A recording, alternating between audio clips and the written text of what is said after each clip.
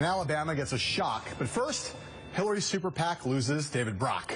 The soldier in Clinton's inner circle has removed himself from the board of Priorities USA Action, and his resignation letter obtained by Politico alleges a priorities plot against two of his own political groups, American Bridge and Media Matters. Mark, infighting in the Clinton world is as reliable as the sun rising in the east. But my question to you about this is whether this is kind of a sign of bad stuff to come.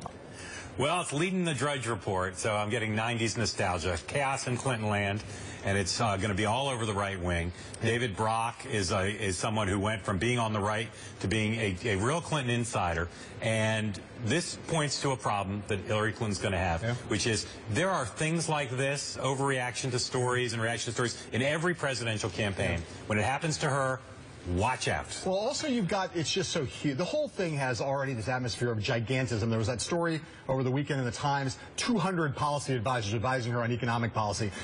I was talking to someone who's very close to them just a few days ago who said that his concern was that the whole thing was going to collapse under its own weight because there's just so many people all trying to get in on the action, and that creates just so many opportunities for infighting and factionalism. David Brock is a particularly operatic figure. Well, no doubt. But there are so many people, and again, every time something like this happens, unlike with anyone else running for president, it will be a huge deal. Hillary Clinton can sort of slough this off, or she can be alarmed and try to fix this kind of thing from happening. When David Brock said